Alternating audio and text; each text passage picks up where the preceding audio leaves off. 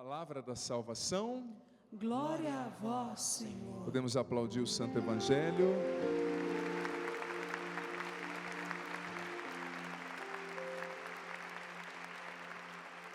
Antes de nos sentar, nós vamos cantar juntos.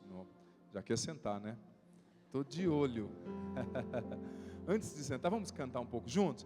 Afinal, hoje é segunda-feira, vai que você ainda está com aquele espírito de domingo, com sono. Levanta assim os seus braços junto com a Ana Lúcia, com o Davidson Silva, que também está conosco hoje. Vamos cantar juntos. Antes de cantar, repita comigo: levanta-se Deus. Levanta-se Deus. Levanta-se Deus. Levanta-se Deus. Se dispersam os seus inimigos. Se dispersam os seus inimigos. Na minha vida. Na minha vida. Na vida da minha família. Na vida da minha família. Diante dos meus desafios. Diante dos meus desafios. Dos meus problemas. Dos meus problemas. Daquilo que me falta. Daquilo que me falta. Levanta-se Deus. Levanta-se Deus. E se dispersam. E se dispersam. E fogem. Fogem. Os meus inimigos. Os meus inimigos. Cantemos isso com os braços erguidos. Levanta-se Deus. Levanta-se Deus. Se dispersam. Se dispersam seus inimigos. Se dispersam seus inimigos. Levanta-se Deus. Levanta-se. Mais forte. Levanta-se Deus. Se dispersam seus inimigos. Se dispersam seus inimigos. Por intercessão da Virgem Maria. Da Virgem Maria. Por intercessão do arcanjo São Miguel. Por intercessão de toda a milícia celeste, que fujam de sua face os que vos odeiam. Levanta-se Deus, levanta-se Deus. Mais forte, levanta-se Deus. Levanta-se Deus. Se dispersam os seus inimigos. Se dispersam seus inimigos. Se dispersam seus inimigos. Pela sua família, cante. Levanta-se Deus. Levanta-se, levanta-se Deus. Se dispersam os seus inimigos. Se dispersam seus inimigos. Se dispersam. Bem suave. Levanta-se Deus. Levanta-se Deus. Diante dos seus desafios, canta isso. Levanta-se Deus. Se dispersam os seus inimigos. Se dispersam seus inimigos. Se dispersam seus. Vai se sentando e cantando bem suave. Levanta-se Deus. Levanta-se Deus. Se dispersam os seus inimigos. Se dispersam seus inimigos. Se dispersam seus inimigos. Pode se sentar. Como o padre tem falado e falou na segunda passada, nessas 9 semanas de oração pela restauração da família, das famílias, nós estamos rezando com o ícone da Sagrada Família que o padre tem em mãos. Vocês aqui na igreja, muitos de vocês estão com o ícone. Quem está com o ícone, levante por gentileza o ícone para provar para o padre que você está mesmo. Ah, que beleza, os ícones da Sagrada Família. Nós estamos rezando com eles, e atrás do ícone, o padre já explicou, mas vou dizer de novo, embaixo da oração pela restauração das famílias, tem uma parte em branco, e a proposta é para você escrever o sobrenome da tua família, tanto paterna quanto materna, que durante essas 9 semanas nós estaremos rezando, não só por você, a proposta é rezar pela família, mas quando a gente coloca o sobrenome e leva para a oração, a gente está rezando por todos os membros da sua família. A gente está rezando também de alguma forma, abençoando a sua descendência. De alguma forma a gente está rezando também, nós estamos rezando, para que quem sabe os julgos hereditários que possam existir sobre você, sobre a tua história, sejam quebrados. Hoje a ciência explica com maestria que a gente herda dos nossos familiares muito mais do que aquilo que a gente imagina. Existe a herança genética, que todos nós sabemos. Quantas pessoas, por exemplo, desenvolvem uma predisposição para uma determinada doença porque herdou o gene da família, por exemplo, gene para uma doença cardíaca, para vários tipos de doença, e você herda aquilo geneticamente, mas a gente não herda só do ponto de vista genético, estrutural, biofísico, não. A gente herda também do ponto de vista espiritual. Nós muitas vezes trazemos heranças espirituais e comportamentais negativas, que precisam de alguma forma serem purificadas através da oração. O catecismo da Igreja Católica nos ensina que tudo deve ser motivo de oração, tudo deve passar pela oração. Nós precisamos aprender a rezar a nossa vida. E quer um lugar no qual a nossa vida acontece com mais força do que a nossa família? Gente, nós precisamos aprender a rezar pela nossa família. E aqui eu quero com vocês, eu vou me sentir um bom padre, se vocês saírem daqui, né? Como diz aquela mãe, aquela história de uma mãe que tinha um padre, mulher do sítio, da roça, o filho dela se tornou padre, foi estudar em Roma, aí depois voltou, fez aquela homilia linda, e a mãe dele aplaudiu de pé. Aí ele falou: mãe, que bom que a senhora gostou, a senhora entendeu? Não, filha, eu não entendi, mas você falou tão bonito. Que mãe é mãe, né? Eu não quero que você saia daqui falando: não, o padre falou bonito. Não, não quero falar bonito, eu quero que você saia daqui rezando. Se você aprender a rezar pela tua família, eu vou me dar por feliz e vou me sentir um bom padre. Porque eu acredito que o bom mestre não dá o peixe, ensina a pescar. Porque eu não vou estar lá no seu trabalho, naquele momento de estresse, naquele dia que a senhorita tiver de TPM, não é? E a tua chefe ao mesmo tempo de CPM, aí fio cruzado, descascado, vai dar choque, né? Não tem jeito. Eu não vou estar lá com você para dizer: ô filha, vou sair lá de dentro do banheiro, lá da sua sala, e falar: filha, põe a mão no coração, repita comigo, Senhor Jesus. Não, eu estou aqui para te ensinar a fazer isso quando não tiver nenhum padre, quando não tiver a canção nova, quando não tiver a Ana Lúcia cantando bonito, o Davidson cantando bonito. A nossa missão aqui é te ensinar e te preparar para o combate. O bom general não faz o soldado dependente da arma dele, mas ensina o soldado a atirar.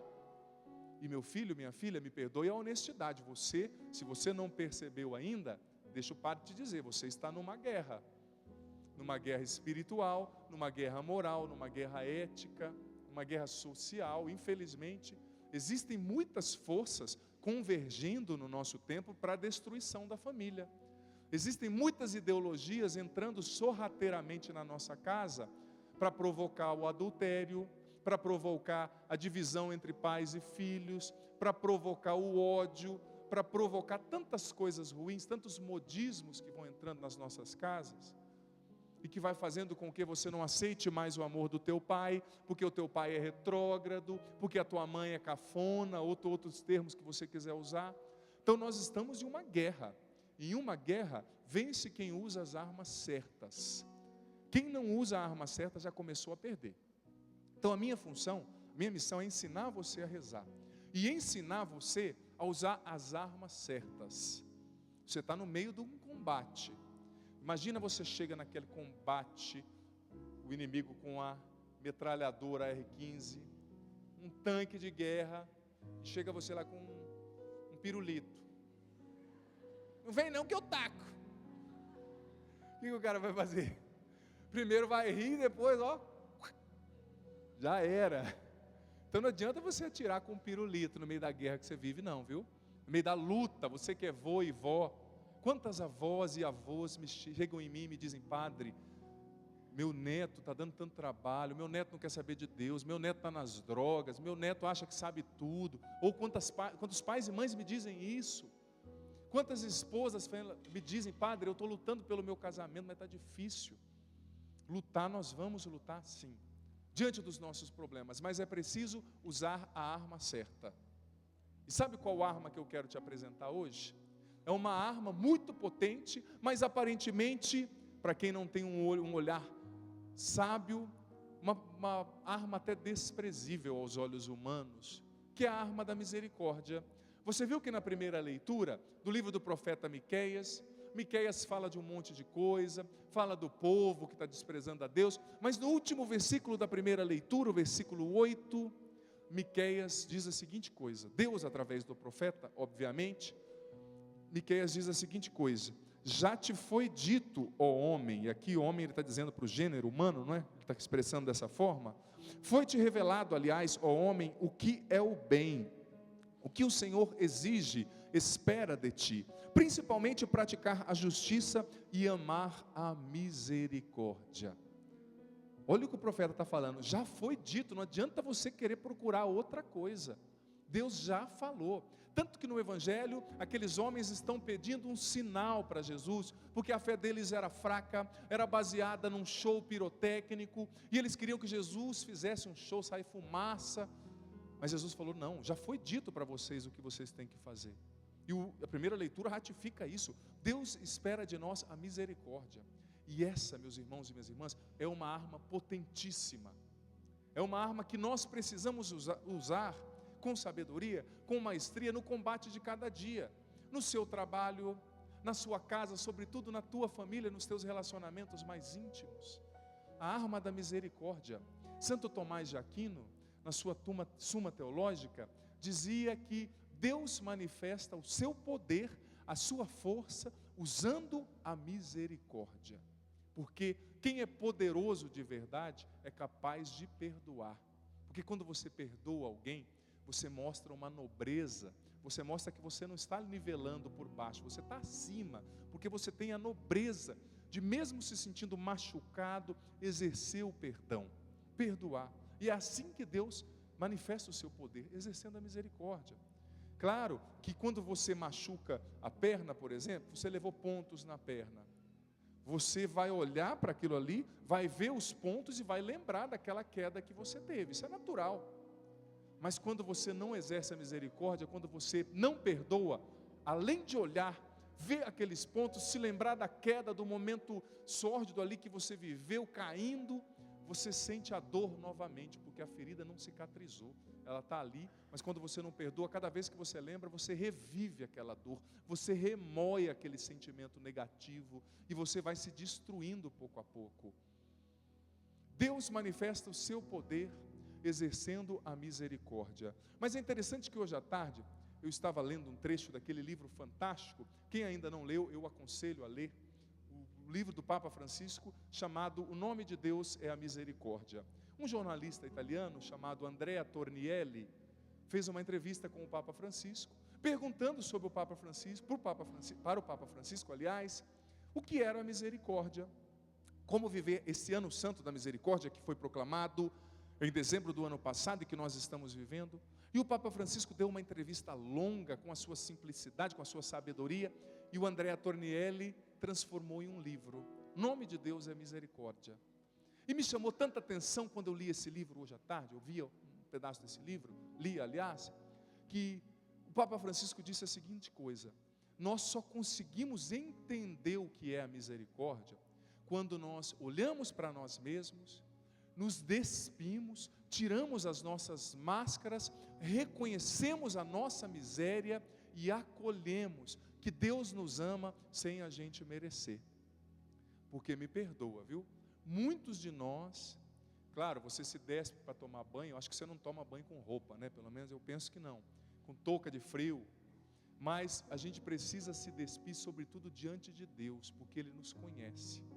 Mas muitas vezes nós usamos muitas máscaras, nós nos julgamos superiores às pessoas, nós achamos que nós sabemos tudo, mas disse o Papa Francisco que você só entende o que é a misericórdia e só se torna capaz de exercê-la com os outros quando você reconhece a sua pequenez, quando você reconhece que você é amado. E filho, filha, reconhecer a misericórdia não significa somente você ter um pecado grave e aceitar que Deus vai te perdoar, não. Receber e reconhecer a misericórdia significa aceitar que você é amado demais, amada gratuitamente, que Deus te fez um filho digno de ser amado, que merece o melhor da vida, mas infelizmente muitas pessoas não aceitam, inconscientemente ou conscientemente, a misericórdia de Deus. Muitas pessoas acham que o seu pecado, que a sua fragilidade, que o seu problema são maiores do que a capacidade de Deus amar e perdoar. Filho, filha, Deus é maior que a sua fraqueza. Deus é maior que os problemas da tua família. Ele é maior que os defeitos do teu temperamento, do teu vício. Quem sabe você que é viciado. É preciso aceitar a misericórdia de Deus. Vou contar uma história que vai te ajudar a entender isso. Tinham dois homens pescando, dois compadres. E você sabe como é que é, né? E os dois meio pertos assim, para depois um não inventar a história de pescador, né? Você sempre tem disso, você sabe que tem disso, né? O cara vai pescar e o peixe dele, né? Eu peguei um peixe assim, padre, desse tamanho. Não, esse era o olho dele, padre. O olho do peixe que pegou. Fala, sei. Tinha dois homens pescando, um do lado do outro, dois compadres. E o compadre da direita, na beirinha do rio ali, do córrego, não pegava nada. De repente o compadre da esquerda fisgou um peixe. A hora que ele viu um tucunaré grande, devia ter ali uns 7, 8 quilos, se não mais. Ele tirou o tucunaré e mostrando assim para o outro, né? Tipo assim, ó, deve ter um mel aqui, né? Tirou o tucunaré do anzol e jogou no rio de novo. E o outro pescador ficou olhando aquilo. Tá bom, né? Vamos lá. Passou uns 20 minutos, esse mesmo pescador que estava à esquerda pescou um tambaqui de uns 10 quilos. E pegou assim, né? Que nem o cara quando está com o sapato novo, né? Ah, tem uma barata aqui e tal, vai mostrando o sapato, mostrando o relógio, mostrou aquele tucunaré. De repente tirou o tucunaré do anzol e jogou na água. Eu do lado não entendendo nada, né? Passou ali uma meia hora, ele pescou um barbado de uns 12 quilos. E aquilo o homem já... Como é que esse homem tem que ele pesca tanto peixe grande ou nada? De repente ele pegou o peixe, mostrou para o outro pescador que estava ao lado, tirou do anzol e jogou no rio de novo o peixe. E o homem sem entender. Passou mais uns 20 minutos, ele fisgou uma curvininha assim, de uns 2 quilos, tirou a curvina do anzol e guardou na caixinha de isopor dele. Aí o outro pescador, não entendendo, falou assim, compadre, não estou entendendo você. Você pegou 3 peixes enormes que eu sempre quis pegar e nunca peguei. Você jogou, devolveu no rio. Agora que você pegou essa curvininha de nada, você guardou na sua caixinha de isopor, eu não estou entendendo. Ele olhou e falou assim, compadre, sabe o que é? É que a frigideira lá de casa é muito pequenininha. Não cabe peixe grande. Ou seja, quem tem na alma uma frigideira muito pequena, se contenta com qualquer tipo de amor e não é capaz de receber o infinito e misericordioso amor de Deus, que quer transformar a vida de cada ser humano, de cada filho, de cada filha. Entendeu? Então pode aplaudir esse amor de Deus, maravilhoso.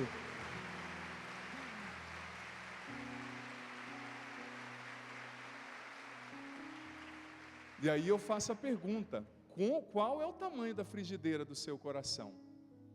Qual é o tamanho da frigideira que está na tua alma? Porque pode ser uma história despretensiosa, sim, mas ela é muito reveladora. Por quê? Porque infelizmente, cada pessoa se contenta com o amor que julga merecer. Por exemplo, uma menina, uma moça que se sente muito inferior, que se sente culpada, ela vai aceitar qualquer migalha de afeto que qualquer rapaz oferece, porque no fundo, ela não se sente digna, porque no fundo, ela se boicota, porque no fundo, a frigideira da alma dela está pequena demais. A pessoa aceita o amor que ela julga merecer. Agora a pessoa que já entendeu o valor que tem, que já entendeu o quanto é amado e amada por Deus, que já entendeu que não há nada no mundo que anule a sua dignidade de filho e filha de Deus, ela não se vende por migalha de afeto, não. Ela não se entrega a qualquer um à toa, não. Não se sujeita a qualquer tipo de amor, que é chamado amor, mas muitas vezes não é. Tem pessoa, gente, que se sujeita a tudo. Eu tenho medo da solidão, padre. Então vai ficar uma pessoa que bate em você. Tem gente que se sujeita a isso, gente. Eu já atendi, já conheci. Pessoa que apanha, mas prefere apanhar. Pelo menos eu tenho alguém para me bater. Ai, meu Deus do céu, né? É dura solidão, padre. A pessoa costuma tanto que quando fica sozinha se bate. Pelo amor de Deus. Claro, é um exagero. O padre está brincando. Mas acontece. Então, primeiro passo, disse o Papa Francisco, você precisa aceitar a misericórdia de Deus na sua vida. Acolher. Ou seja, a frigideira está pequena? Vai alargando essa frigideira aí. Porque Deus quer te dar peixões. Deus quer te dar misericórdia infinita. Você tem que reconhecer que você é filho, e o pai quer dar o melhor para o filho. Eu tenho muito clara essa convicção, que muitas vezes Deus não faz mais na nossa vida porque a gente não deixa. Muitas vezes Deus não nos dá coisas melhores porque a gente não se percebe como merecedor do que Ele quer nos dar. E a gente vai se contentando com qualquer coisa. Qual é o tamanho da frigideira dos seus sonhos? Qual é o tamanho da frigideira dos seus desejos na vida, das suas metas? Ou você vai se contentar com migalha até quando? Deus te quer alargando a frigideira. Segundo ponto que o padre quer desenvolver, que o Papa Francisco falou. Preste bem atenção. Eu vou ler no literal o que o Papa Francisco falou nesse livro. O Papa Francisco disse no livro que a família é a primeira escola da misericórdia. É o hospital mais próximo. Quando alguém está doente, ali na família encontra cura. A família é a primeira escola das crianças. É o ponto de referência imprescindível para os jovens. É o melhor lar para os idosos. Acrescento que a família é também a primeira escola da misericórdia, porque ali se é amado e se aprende a amar. Se é perdoado e se aprende a perdoar, disse o Papa Francisco. Vamos aplaudir isso, gente? Essas palavras com tanta força. O Papa Francisco está dizendo que a família é a primeira escola da misericórdia. E o que se espera de uma escola, gente? O que se espera de uma escola é que ela ensine. O que se espera de uma escola é que você aprenda coisas nela. Então, quando o Papa Francisco está dizendo que a família é a escola da misericórdia, ele está dizendo que a misericórdia, essa atitude, esse olhar de misericórdia, é um remédio capaz de curar as feridas da nossa família. É um remédio capaz de restaurar a nossa família. Como o Papa Francisco escreveu na Rosto da Misericórdia, que é a bula com a qual ele proclamou esse ano da misericórdia, que a misericórdia é uma coisa que tem que estar no nosso olhar. Você precisa se ver com misericórdia para alargar sua frigideira, e você precisa ver o outro com misericórdia. Enxergar o outro com misericórdia. A misericórdia, dizia também Santo Tomás de Aquino, é um ato. Deus é a misericórdia em ato. A criação é um ato da misericórdia de Deus. O envio da palavra de Deus, o envio do Espírito Santo, a encarnação de Cristo, são atos da misericórdia de Deus encarnados. Deus nos chama a viver essa misericórdia encarnada na nossa família. Primeiro passo, para que você viva a misericórdia em família: aceitação. Aceitar a realidade do outro. Porque muitas vezes, você casou com uma pessoa real e com outra ideal, por exemplo. Uma pessoa que é aquela que está ali do seu lado, dormindo, roncando, com aquele pânceps indefinido, não é? E outras coisas mais. E a outra pessoa é aquela ideal, que existe só nas suas ideias, porque você sonhou uma pessoa de tal forma, não é? Como aquele amigo imaginário, não é? Um filme antigo que tinha o cara que se perdeu na ilha, que conversava com um coco lá, uma bola, não sei, que era um amigo imaginário. Aí você, meu marido é assim. Aí o irmão dele fala, você casou com quem mesmo? É com o meu irmão você está falando isso aí, né? Você tem certeza que é dessa pessoa? Então, o primeiro passo da misericórdia é quebrar essa ilusão que até é ardilosa, escraviza o outro. Não, aceitar a realidade. A misericórdia passa pela aceitação da realidade. O outro é isso, ele pode oferecer isso. Claro, eu vou incentivá-lo para ele crescer, sempre. Eu vou lutar para que ele se torne melhor, sempre. Mas tem coisas que você não pode exigir de uma pessoa. Você não pode exigir de mim que eu dê os dribles do Neymar. E você não pode exigir do Neymar que ele celebre as missas que eu celebro aqui, como eu celebro. Não é? Por exemplo, para você entender. Tem coisas que o teu cônjuge, o teu filho, o teu pai, nunca vai poder te dar. Então a misericórdia passa pela aceitação. A pessoa é isso. Ou eu amo, ou eu não amo. Você vai chegar num ponto que você vai ter que fazer uma decisão. E a aceitação comporta o quê? Comporta tolerância. Uma palavra que infelizmente não está na moda hoje em dia. Como as pessoas, todos nós temos dificuldade de tolerar o defeito dos outros. Não é? É interessante quando eu ouço, padre, o meu marido tem esse defeito. Eu falo, que pena, né, filha? Eu vou rezar pelo teu marido, mas dá vontade de perguntar, você não tem nenhum, não? Eu não vejo muito, é porque eu não tenho, acho. Não tem. Vou passar uma semana com você que eu vou te fazer um memorial descritivo. E vice-versa, né, com relação à minha pessoa. Mas a gente tem facilidade de verificar, detectar a fraqueza do outro, mas a minha, tolerância, aceitação. Primeira faceta da misericórdia é em família. Segunda coisa que eu penso que seja muito interessante nós refletirmos, que tem gente que fala assim, ai padre, eu não vou ser misericordioso, porque a misericórdia é uma atitude, tem gente que acha que a misericórdia é uma atitude desencarnada, uma atitude não sábia, não salutar, mas gente, segundo aspecto da misericórdia, a misericórdia e a verdade caminham juntas. Não existe misericórdia sem verdade, e verdade verdadeira sem misericórdia, me perdoe a redundância. Porque a verdade sem misericórdia, ela se torna uma agressão. Quando você vai dizer a verdade para alguém sem misericórdia, sem o filtro da misericórdia, você machuca o outro não cresce. Então, exercer misericórdia não é ser um tonto que aceita tudo, que tudo está bom, não. A misericórdia caminha com a verdade. E às vezes você vai ter que ser verdadeiro, por misericórdia, com a pessoa que namora você e dizer, olha, filho, meu amor, meu namorado, minha namorada, se continuar assim, não vai dar certo. Você vai ter que ser misericordioso com o teu pai, para dizer, pai, o senhor está morrendo, bebendo desse jeito, está matando a nossa família. Gente, isso é tão sério, que infelizmente, nós somos, muitas vezes, tão cruéis, que a gente não tem a misericórdia de falar com as pessoas o que a gente precisa falar. Ai padre, o fulano sabe, ele pode até saber, mas tenha certeza que é importante para ele ouvir de você, se você o ama mesmo. Quantos relatos eu já ouvi? Esses dias eu ouvi o relato de um homem que parou de beber, que era cachaceiro daquele mais grau do grau mais alto, aliás, maior nível. Mas cachaceiro, manguaça, que via assim, né? O cara dele estava tão bêbado um dia que ele chegou e falou assim, será que eu bebi ou vocês são gêmeos? Aí o cara falou assim, não, nós somos gêmeos. Aí ele perguntou, os 4? Tem a noção como que estava o estado do caboclo, né? E o cara se converteu, porque o filho de 6 anos, um dia, ele chegou, o pai estava tão bêbado, vomitando em casa, e o filho de 6 anos começou a chorar, e disse para ele, uma criança, pai, eu não quero ter um pai assim, eu não quero crescer tendo um pai assim. E esse dia o homem tomou vergonha na cara e parou de beber, socialmente, como ele bebia, né? Porque a desculpa do cachaceiro é que bebe socialmente. Todo dia ele bebe socialmente, 24 horas por dia, acorda de manhã, até tomou café, está tremendo. Não, eu quero tomar uma cachaça primeiro. Sabe como é que é, né, padre? Não sei não vem com essa conversa. Todo mundo tem mania de falar para os padres, né? Você sabe como é que é? Não sei, não vem não. Já soube, há muitos anos atrás. Agora não sei mais, graças a Deus. Mas a criancinha que chegou no pai e disse para o pai, pai, eu não quero, e começou a chorar. O pai foi tocado. Às vezes o que falta para você na tua família é você ter a coragem da misericórdia que é verdadeira. Verdadeira que diz, olha, filho, não é esse o caminho.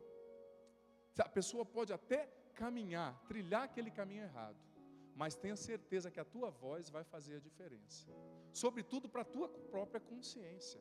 Como diz a própria palavra de Deus, o livro do profeta Ezequiel, se eu não me engano, se o profeta não anuncia a verdade e a pessoa morre no pecado, a culpa é do profeta. Deus vai pedir conta do sangue da pessoa para o profeta. Agora, se o profeta anuncia e a pessoa escolhe caminhar para a ruína, a responsabilidade é da pessoa. Mas muitas vezes, gente, a voz misericordiosa e verdadeira de quem nos ama nos toca. Nem que no momento a pessoa não goste, porque ninguém gosta de ser corrigido, já disse o livro do Eclesiástico. Ninguém gosta que você chegue falando, mas a misericórdia precisa nos mover a ser verdadeiros, a falar. Misericórdia e verdade caminham juntas. Outro ponto, outra realidade que a misericórdia em família precisa nos levar a viver, para restaurar a nossa família, é a misericórdia que sabe ser gentil e educado, a pessoa que sabe ser gentil e educada também dentro de casa. Porque tem pessoa que na rua, né, é uma educação, parece um político, né, sauda todo mundo, até o cachorrinho, né, uau, oi, não sei o que tem, né, vote em mim, é uma alegria com todo mundo, e conta histórias, chega em casa, fecha a cara, fica com aquela cara de urubu, né, aquele bico do tamanho do mundo, tratando todo mundo mal. Aí alguém bate a campainha, já fica aquela alegria, deixa de fazer teatro, né? Deixa de ser, não vou nem falar o que eu pensei. Deus quer que você exerça a gentileza também dentro de casa. Quem mais precisa da sua gentileza é quem mais está junto com você. é quem mais está junto com você. E são nas pequenas coisas que o nosso amor vai morrendo ou crescendo, gente. O amor vai morrendo ou crescendo. É preciso cultivar a gentileza dentro de casa, a educação. O Papa Francisco também disse esses dias, numa das homilias, que palavras que nunca pode faltar para uma família: obrigado, por favor. Obrigado, por favor. Né? Tantas, bom dia, boa noite. Agora palavras tipo eu te mato, pode faltar, não precisa estar no vocabulário, mas enfim, é essas que a gente ouve muitas vezes, né? Os apelidos, xinga. Misericórdia. Misericórdia. Outro aspecto da misericórdia, muito interessante: quem exerce a misericórdia em família precisa lutar para não dar vazão para o azedume que a irritação causa dentro de nós. E muitas vezes, gente, a nossa irritação tem até um porquê, tem um motivo. Não estou falando que... É interessante quando as pessoas ouvem uma frase, ouvem uma frase boa, né? Leem uma frase na internet, ou ouvem uma pregação, elas falam assim: mas eu não estou vivendo isso. É claro, em 15 minutos eu não vou falar de todos os aspectos possíveis e variáveis de uma vida humana. Você vai tirar o que serve para você, o que não se encaixa à sua realidade, deixa passar, como dizia São Paulo. Mas, muitas vezes você tem até razão de estar irritado, porque você tem um filho que está dando trabalho, porque você tem um marido difícil, uma esposa difícil, mas é aí que se exerce a misericórdia, indo além do comum. É esse o amor que toca o coração das pessoas, gente. O amor de alguém que faz você perceber que você vale muito, mesmo quando você não merece receber aquele amor, mesmo quando você está fazendo tudo errado. E esse amor, diz o Papa Francisco, a gente precisa aprender em casa. Não dar vazão ao azedume, à irritação. Ter palavras de misericórdia, um olhar de misericórdia. A misericórdia faz com que você não desista do outro. A misericórdia te faz continuar acreditando no outro, mesmo quando ele não acredita mais em si mesmo. Gente, eu me recordo um fato, encerrando já, podia desenvolver mais, mas o nosso tempo é curto. Eu me recordo um fato que me chamou muita atenção, que às vezes, para a gente, nesse livro mesmo, O Nome de Deus é Misericórdia, o Papa diz que muitas vezes a gente precisa de modelos humanos, como um pai e uma mãe, para entender como funciona a misericórdia de Deus. Eu me recordo que quando eu tinha 19 anos, eu já pensava, já estava ali na caminhada, 19 para 20 anos, e eu já pensava em fazer um caminho vocacional para uma comunidade, quem sabe ir para o seminário, começou a despertar aquilo em mim. Aí de repente eu comecei a fazer processo vocacional para ingressar na Canção Nova. Aí de uma hora para outra, depois de uns 6 meses de processo vocacional, cheguei em casa e falei: pai, eu não vou fazer mais o caminho vocacional não, e eu vou começar a namorar. Ele: você tem certeza, menino? Falei: tenho. Mas era um jovem, né, um menino descobrindo ali a vocação. E fiz isso, comecei a namorar. E meu pai não escondeu muito que ficou bem empolgado, porque eu sou o único homem lá de casa, o filho mais novo, e ele tem uma empresa. Aí passou uma semana, ele falou assim: você vai ficar mesmo? Eu falei: vou, claro. Aí ele me disse: então eu vou fazer o seguinte, eu vou comprar um caminhão para você. Eu falei: sério? Porque ele tinha uma empresa, trabalhava com transportes. Eu falei: pai, compra, né? Mas de madeira? Eu brinquei com ele: não, de verdade, para você trabalhar comigo. Eu falei: tá bom, vamos trabalhar. Eu dirigia caminhão, minha família, somos todos, muitos tios caminhoneiros, eu aprendi a dirigir caminhão desde cedo. Família de caminhoneiros, se o filho não aprende a dirigir caminhão desde cedo, é uma desonra, né? Então, minha perna sempre foi grande, alcançava os pedais, desde novinho eu aprendi a dirigir. Aí meu pai comprou aquele caminhão, eu comecei a trabalhar com ele, trabalhei 1 mês, 2 meses, 3 meses, depois de 10 meses trabalhando ali com ele hiper feliz, né, porque ele tinha construído aquilo a vida inteira dele, era o trabalho dele, a empresa que ele tinha. Não, tem um filho agora, né, que vai continuar o meu trabalho. Só que eu comecei a sentir, terminei o namoro depois de um tempo, foi muito bonito, muito legal, mas eu sentia que Deus tinha me criado mesmo para uma vocação especial como sacerdócio. E eu sentia que eu ia voltar para fazer o caminho e entrar para o seminário e ser padre, porque eu sentia que Deus havia me criado para isso, apesar de tudo que eu tinha vivido.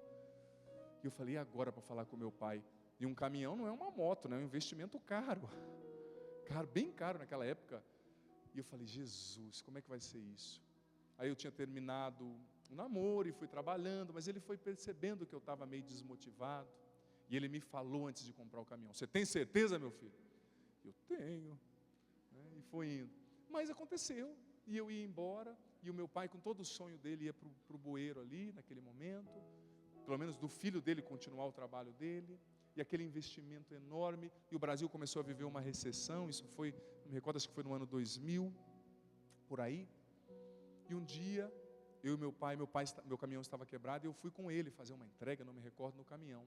E eu estava triste, porque nessa mudança, né, querendo encontrar o meu lugar, o que Deus tinha para mim.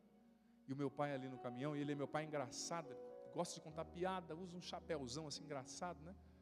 Aí ele me olhando assim no caminhão, eu falei, nossa, agora meu pai me pega, né? E eu já esperando, seu irresponsável, você fez eu gastar mais de 60 mil reais, você fez isso, você fez aquilo, não sei o que tem, e agora? Você vai embora, eu vou ficar com esse caminhão, e o que eu vou fazer? Tal. E eu esperando, né? Porque eu estava errado. E filho sabe, né? Que nem quando o filho quebra alguma coisa da mãe, um vaso da mãe, minha mãe tinha tanto vaso de flor, o fundo da minha casa parece uma floresta, quando eu era criança. E eu vira e mexe, quebrava um ou outro, já ia escondendo, né? E eu esperando meu pai ali naquele caminhão. Era 1 hora mais ou menos o trajeto, mas que pareceu 3 dias. E o meu pai nada de falar comigo, né? E eu vi que ele estava pensando em alguma coisa. E filho sabe, né? Está pensando, você fala, ai meu Deus, está escolhendo argumentos para acabar comigo aqui, e eu vou ter que ficar quieto. E eu já estava meio triste, né? Eu falei, imagina se eu começar a chorar aqui, vai ficar chato, né? Na frente do meu pai, aí ele vai falar, não adianta chorar, rapaz, você é besta. Não sei o que tem. Depois de uns 10 minutos, meu pai me olhou bem nos olhos, falou assim, você vai embora, né, filho?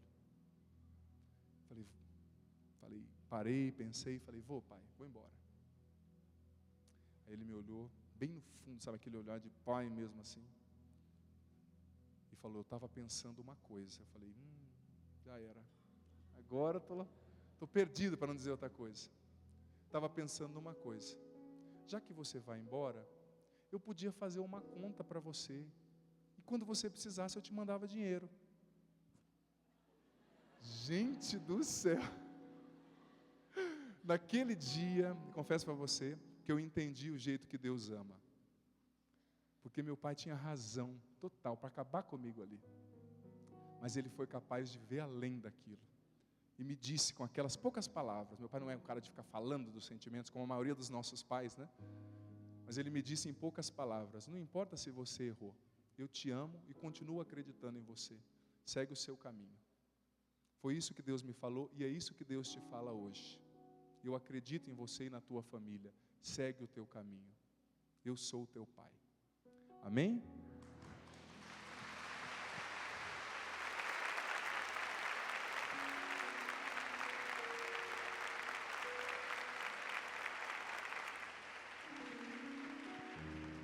Vamos ficar em pé?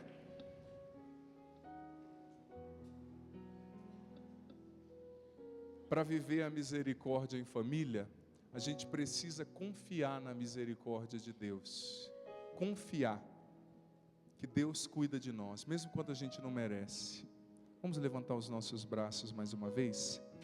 E nós vamos cantar essa música com o Davidson, que nós já cantamos outras vezes aqui, dizendo, confio em Ti, Senhor. Mesmo quando eu sou fraco, mesmo quando a casa da minha família, minha casa emocional e espiritual está ruindo, eu confio em Ti. Cante isso. Senhor, meu pobre coração não se elevou senão a Ti, Senhor, nem mesmo o meu olhar buscou para si coisas maiores do que eu. Cante isso.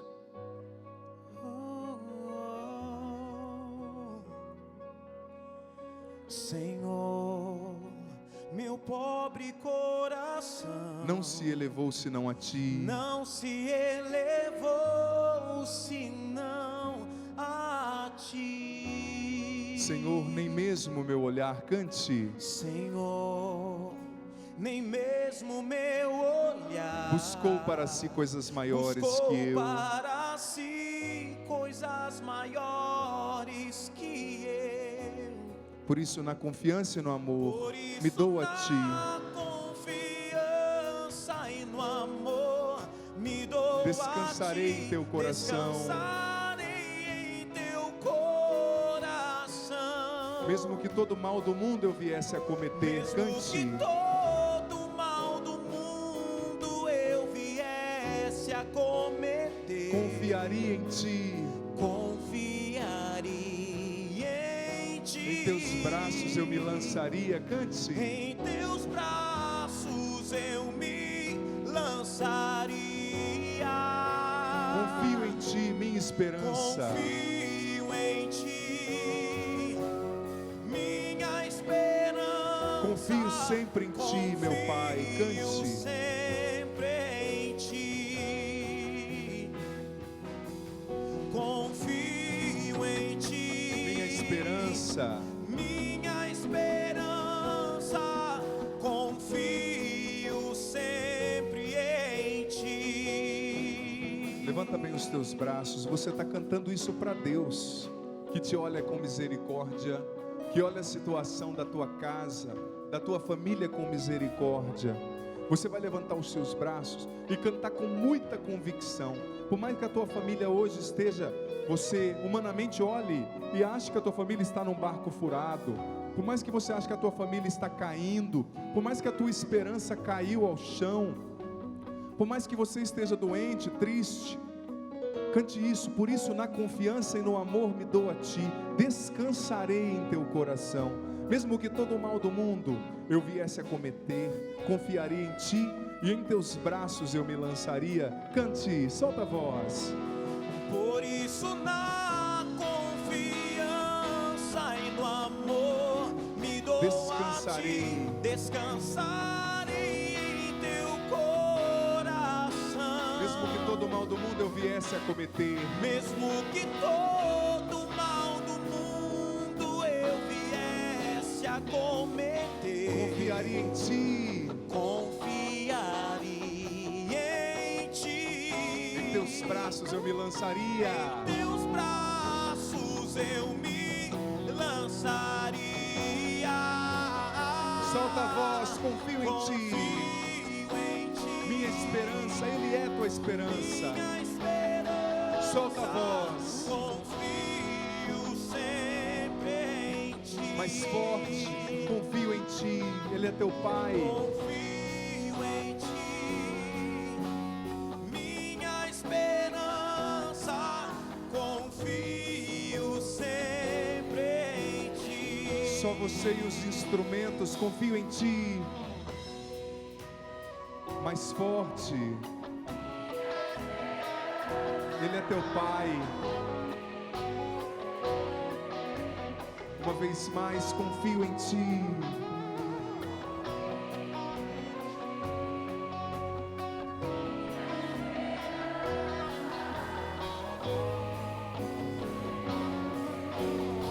Juntos com o Davidson, confio em Ti. Confio em Ti, minha esperança, confio sempre em Ti. Confio em Ti, minha esperança, confio sempre em Ti. E com os braços erguidos, diga comigo: eu confio em Ti, meu Pai. Eu confio em Ti, meu Pai. Eu confio em Ti, meu Deus. Eu confio em Ti, meu Deus. E eu sei que a Tua misericórdia Eu sei que a Sua misericórdia é maior que as minhas fraquezas, é maior do que as minhas fraquezas, que os meus pecados, que os meus pecados, que os meus que defeitos. os meus defeitos. Obrigado, Pai, Obrigado, Pai, porque o Senhor cuida de mim. porque o Senhor cuida de mim. O Senhor cuida da minha família. O Senhor cuida da minha família. Eu não estou sozinho. Eu não estou sozinho. Eu tenho um Pai que não desiste de mim. Eu tenho um Pai que não desiste de mim. Eu tenho um Pai que luta pela minha família. Eu tenho um Pai que luta pela minha família. E eu te peço, Deus, E eu te peço, Deus, meu Pai, meu Pai, transforma o meu olhar, transforma o meu olhar, o meu coração, o meu coração, minha maneira de pensar. minha maneira de pensar. Dai-me um olhar de misericórdia Dá-me um olhar de misericórdia para a minha família, para a minha família, para os membros da minha casa, para os membros da minha casa, para as situações que hoje eu vivo. para as situações que hoje eu vivo. Dai-me um coração novo, Dá-me um coração novo, um coração cheio de misericórdia. um coração cheio de misericórdia. Amém. Amém. Que coisa boa saber que tem um Pai que cuida de nós. Podemos nos sentar?